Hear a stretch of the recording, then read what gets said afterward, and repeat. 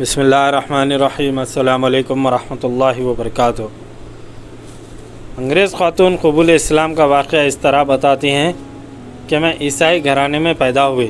برطانوی گرجا گھر میں میرا غسل عیسائیت ہوا۔ انجیلوں میں مذکورہ حضرت یحییٰ علیہ السلام کا قصہ کم عمر میں ہی پڑھ لیا تھا۔ میرے ذہن پر اس کا بڑا گہرا اثر تھا۔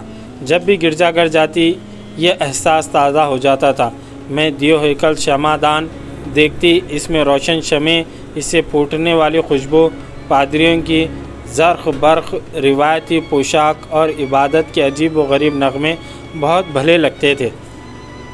میرا خیال ہے کہ میں زندگی کے اس دور میں پرجوش عیسائی تھی۔ پھر جوں دینی مطالعہ پڑھا، انجیل اور عیسائیت کی کتابوں سے دلچسپی میں اضافہ ہوا، ویسے ویسے مطالعہ اور مشاہدے کے بارے میں تفکیر کے موقع پھیلتے چلے گئے۔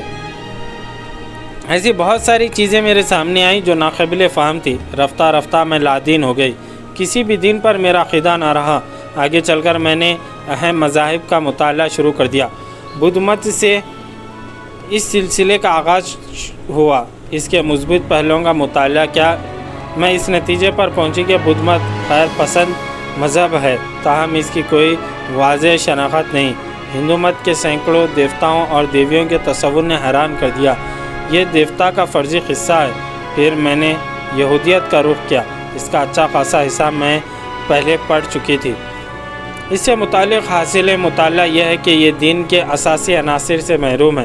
میرے ایک دوست نے مجھے مشورہ دیا کہ روحانیت کا مطالعہ کروں، اس کی مجلسوں میں شرکت کروں جہاں انسانوں پر روحوں کا اقتدار ہوتا ہے۔ میں نے یہ کام زیادہ عرصے نہیں کیا۔ میرا احساس یہ تھا کہ اگر میں اس راستے پر چلتی رہی خطرات سے دوچار ہو جاؤں گی۔ جنگ ختم ہوئی تو مجھے لندن کے ایک دفتر میں کام مل گیا۔ دفتری مشغولیات دینی تفکر کی راہ میں رکاوٹ نہیں بنی۔ ایک روز مقامی اخبار میں مضمون شائع ہوا۔ اس میں حضرت عیسیٰ علیہ السلام کو الہ ثابت کیا گیا۔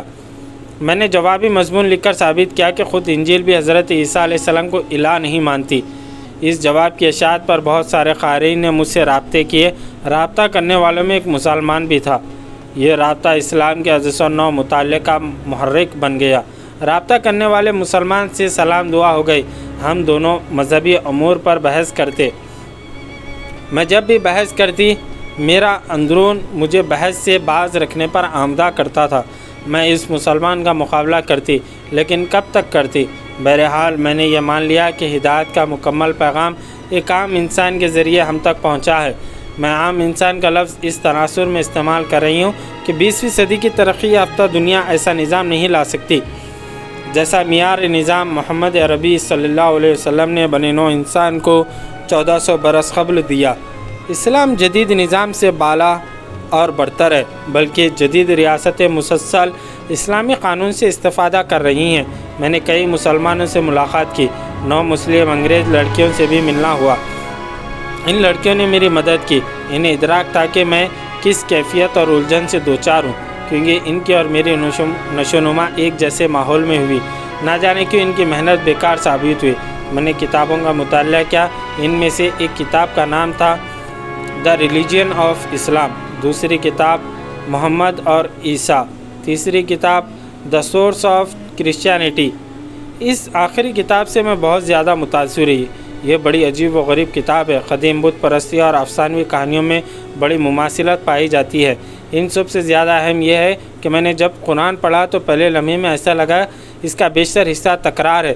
قرآن مضامین کے احاطے کے حوالے سے مجھے خود پر اعتماد نہ تھا، مگر دوسرا پہلو یہ تھا کہ قرآن آہستہ آہستہ میرے دل میں جگہ کرنے لگا۔ میں خود کو اس کیفیت سے محروم کرنا نہیں چاہتی تھی۔ ایک سوال اکثر و بیشتر میری سوچ میں چھایا رہتا تھا کہ آخر انسانوں کے ذریعے جو ناتمام ہوتے ہیں مکمل نہیں ہوتے۔ انسانیت کو مکمل ہدایت کیوں کر مل سکتی ہے؟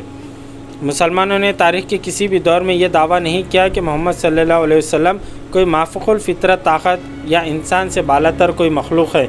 میں نے مطالعہ کیا تو اسلام کا یہ پہلو میرے سامنے آیا کہ پیغمبر کا دامن خطاؤں سے آلودہ نہیں ہوتا، وہ معصوم ہوتے ہیں۔ وہی کوئی نئی بات نہیں تھی۔ محمد صلی اللہ علیہ وسلم سے قبل بنی اسرائیل کے نبیوں پر نازل ہوتی رہی ہے۔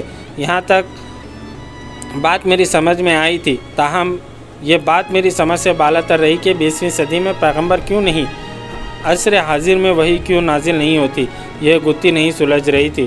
سورہ احزاب کی آیت نمبر 40 کے مطالعے سے میری گتھی سلجھی، جس میں بتایا گیا ہے کہ محمد صلی اللہ علیہ وسلم اللہ کے آخری پیغمبر ہے، ان کے بعد کوئی نبی نہیں آئے گا۔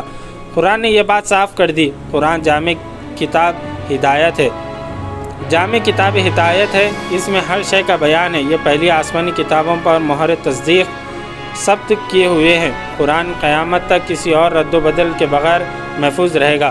سورہ حجر کی آیت نمبر 9 میں ہے کہ ہم ہی نے قرآن کو نازل کیا اور ہم ہی اس کے محافظ ہیں۔ یہ کتاب محمد صلی اللہ علیہ وسلم پر نازل کی گئی۔ ایسے عالم میں محمد صلی اللہ علیہ وسلم کے بعد کسی بھی پیغمبر اور نبی کی آنے کی حاجت نہیں رہی۔